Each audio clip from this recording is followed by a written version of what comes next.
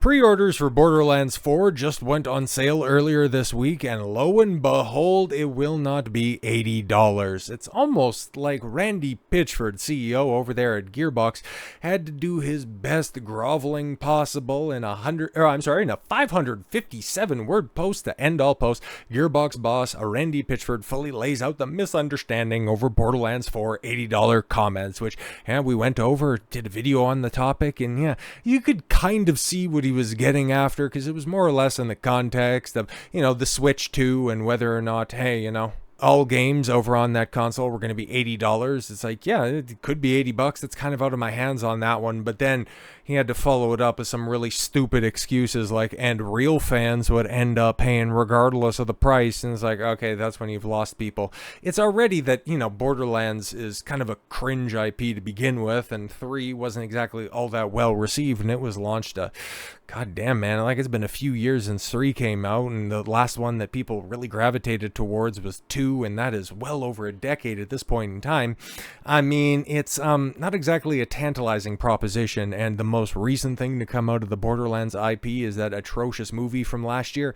Not exactly striking while the iron is hot. So yeah, just dropping your pre-sales and getting ready to launch a game that is already going to have an uphill battle at $70. I mean, it's the right move, but if you wanted to get people back on your side, I would have said 60, because you might have got some fans that way, because it's not exactly something that would be too foreign to the 2K umbrella. I mean, Mafia, the old country, is going to be launching at 50 later this year, so it's not unprecedented, but hey, Borderlands and Gearbox, that's a AAA, hell, maybe even a quadruple A studio, right? But Borderlands 4 is now up for pre-order, and the price is $70, not the once declared 80. Publisher 2K Games revealed the news on Monday, finally putting to rest the tired conversation surrounding Borderlands 4 potential retail price. In a press release, 2K disclosed the players will receive as a pre-order bonus on the game's standard edition, which comes with one Vault Hunter skin, a weapon skin, and a skin for a new Echo 4 drone. Yeah, we kind of see which way this game is going to be going in the realm of monetization. Makes me sick. Additionally, players can pre-order the Deluxe and Super Deluxe edition. Oh, remember when they used to have cringy names for all of their, oh my god, I forget what their Not Collector's edition was, but didn't they have a Butt Stallion edition for one of those spin-off games? Oh, it's just that Borderlands has always been cringe. Yeah, here's what each version comes with. I don't know, man, if you want to buy a whole bunch of, digital fucking assets that are going to be outdated by the time that you get the game in your hands anyways, but whatever. And if that wasn't enough, yes, the news arrived with the announcement that Borderlands Fan Fest will take place on June 21st, where the creators will unveil the new gameplay and a story-focused trailer. Yeah, so go ahead and buy the game before you even know what you're going to be getting. Games industry never change. Fans can catch the action on Borderlands' official Twitch channel at 3:30 p.m. Eastern Daylight Standard Time. Yeah, bro, I don't really care. But since the announcement that Mario Kart World will come out and underwhelm people for $80, the game prices have become a touchy topic, leaning us back to, Randy Pitchford's groveling response to his own created controversy, seemingly in hopes of finally settling the protracted brawl over his suggestion that a real fan would find a way to pay $80 for Borderlands 4 if it does end up hitting that price point. Gearbox CEO Randy Pitchford posted a veritable diatribe explaining that he was trying to say the shitty look his post created and his thoughts on rising game prices. Ironically, this all started with another comparably lengthy tweet about how Twitter interactions can spiral out of control. Yeah, I could post something stupid and people will just go ahead and ask me for clarification. I can spurg out like a 12-year-old, and then a couple of weeks later I can come back and say, no, it's just misunderstanding and it's the constraints of the medium like Twitter. Fuck off already.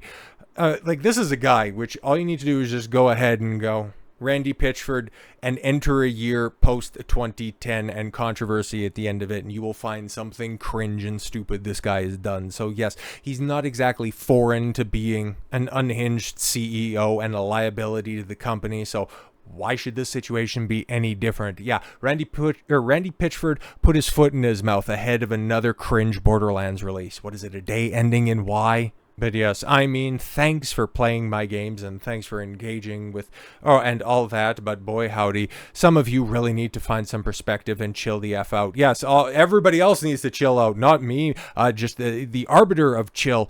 This naturally chummed the waters for the still disgruntled fans, one user replied. I saw something crazy too. A CEO of Gearbox Software made players feel bad and alienated them for not wanting to pay $80 for his game. This platform is wild, fucking based. It's so funny, right? You got games radars. Yeah, articles you may like. Borderlands 4 boss Randy Pitchford responds to real fans' backlash by doubling down on the fact that he doesn't set the price. If you want the truth, here it is. Yeah, no, it's just, the confines of Twitter and how it becomes an outrage machine.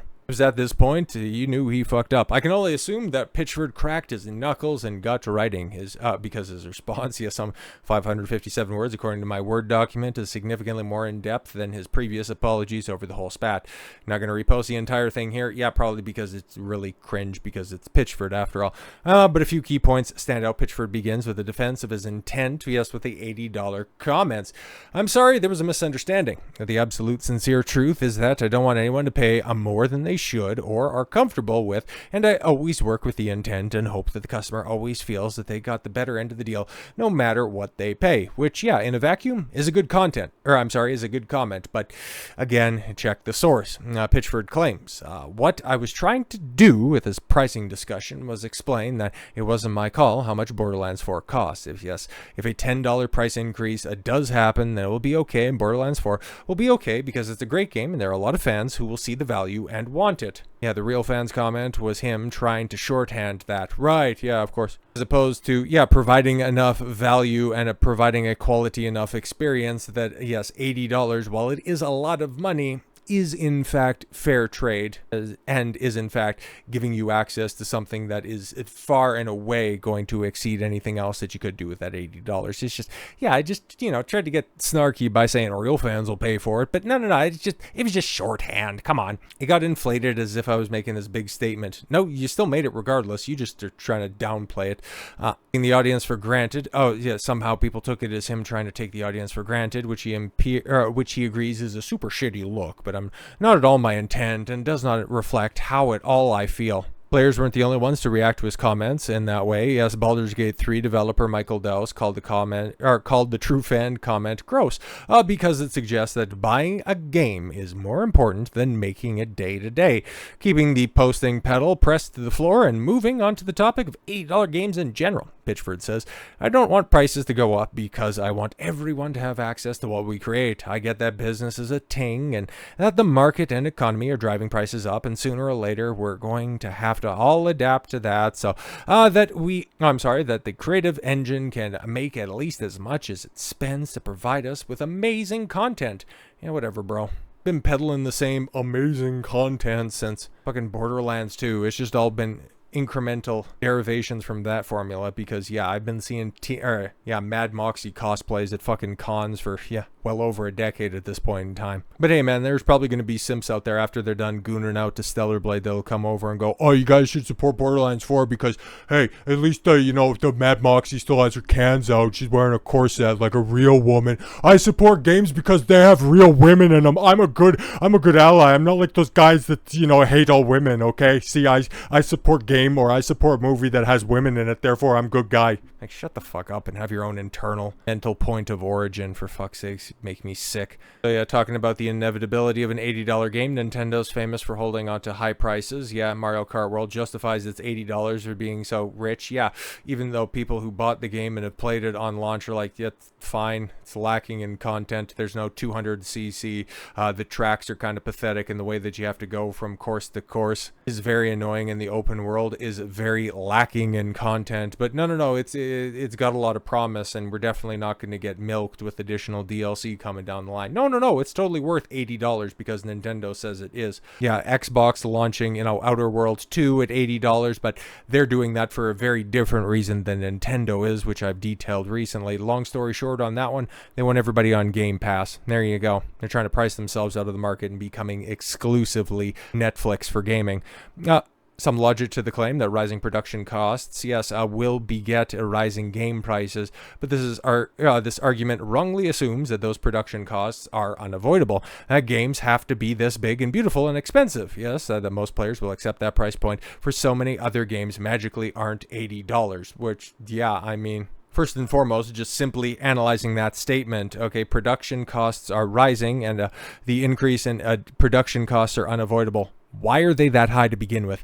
How many superfluous people are you putting on this production to begin with? How many consultancy companies? How many different HR and non-development consortiums and divisions are leeching themselves onto this product? How can a game like, Clair Obscur Expedition 33 at $50 go on to sell 3.3, probably closing in on 4 million copies sold? GTA 6 and Rockstar can make AAA budgets and team sizes work, even though it's very likely to be the most expensive entertainment project, or a property rather, ever released, but it's going to go on to be the most profitable entertainment product ever released. So yeah, it can justify a $750-800 billion production budget over 15 years of development, because it's going to go on and immediately make $2-3 billion in a day. It's going to be wild, man, when this eventually does come out. Maybe it'll be in May of next year. Maybe it'll get another delay. I don't know, man. That's not going to stop that momentum. GTA 6 is such a unicorn in this analogy. I don't even know why it's brought up, but yeah, you could say, okay, Clair Obscur, okay, that's just one game, okay, they just caught lightning in a bottle. But you also take a look at some of the biggest games over the past couple of years, and none of them have been AAA. Helldivers 2 came out and it dominated charts for a while. It wasn't at $70 or $80. Pal World, exact same thing. The successful remakes and reboots and sequels, the ones that come out, Silent Hill 2, Final Fantasy VII Rebirth's PC port, they all went on to have exceptionally successful launches. Now, Stellar Blade throws a little bit of a wrench into that equation, with it capping out nearly at 200,000 concurrent players on its launch weekend at full price, with deluxe editions with skins that you can go ahead and mod in for, at no additional cost, clocking in at $100 for the deluxe edition. That's again, just simply looking at the exception and not the rule. I'm going to be looking forward, or rather, not really looking forward, but it's still going to be interested in what the fall off on that game is going to be, because in as much as Stellar Blade has a spot or has a position to fall from, I don't really think Borderlands has a spot that it's going to be able to fall from to begin with, because, okay, cool, the game launches later this year. It's only going to be $70, but the post-launch plans include a new Vault Hunters, and it won't be free, because, big microtransactions. You take a look at all of your benefits from pre-ordering or getting all of those goofy super deluxe collectors, deluxe collectors editions. It's all skins, it's all maps, it's all microtransaction coded material. Like, it's right there for the world to see, man. It's not a surprise what they're going to be doing moving forward. Borderlands 4 developer Gearbox has outlined its post-launch plans for the game. When was the last time we heard a game do that? Alright, Assassin's Creed Shadows. How well is that DLC coming along?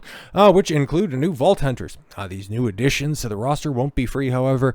They will be added to the game through the $130 Super Deluxe Edition. Gearbox has not revealed if they'll be available as a standalone purchase. Of course they will be. But it's likely that the new story pack or an upgrade can be purchased for the standard or deluxe editions of Borderlands 4. In addition to the new story packs adding more Vault Hunters, there will also... these will also throw in entirely new regions of Kairos with extended narrative content. Gearbox said in a blog post, additional storylines and side missions will also be included alongside various cosmetics and bounty packs that will feature more tightly focused content for players. Oh, great. So instead of delivering like a complete game like Clair Obscur Expedition 33, like all of your other indie hits, no, we're just going to piecemeal this shit out. We're not going to give you like a complete story. We got to sell you on $20, $30 expansions. We got to, instead of, like unlocking different skins, unlocking different weapons, we can just go ahead and give them to you off rip for $5, $10 a piece. You go ahead and do that, because that's what AAA gaming is all about. And that's why, because these games cost so much, okay, that's why they need to have an $80 $80 entry point. And that's why, even if you're put off by these nefarious monetization practices, if you're a real fan of the series, you're going to continue to come around and take the slop, and you're going to eat it, and you're going to beg for second portions until you start to look around and realize that the gaming landscape has changed and that there are other options out there, and that people don't have to stick on the AAA plantation. They can go back and play old retro complete games. They can go and delve into the indie market and find something well worth their time, made from developers that don't have to put out cringy apologies after they denigrate their entire fan base. They can simply vote with their wallet, as opposed to fulfill a developer's narcissism and lean in to their opinion that they are owed something, that they are owed your money, that they developed a game. Randy Pitchford created Borderlands. You're a fan of Borderlands. You remember Borderlands from back in the day, and you want to play more, and you should be thankful for being able to pay him for the privilege of doing as much. So when Borderlands 4 comes around, I hope he gets greeted by all of those real fans that are out there, and that reality smacks him in his self-entitled little face. So with all that said, thank you all very much for the gift of your time. I've been Don Consuelo. I want you to follow your gut and get after it. Take care, everyone.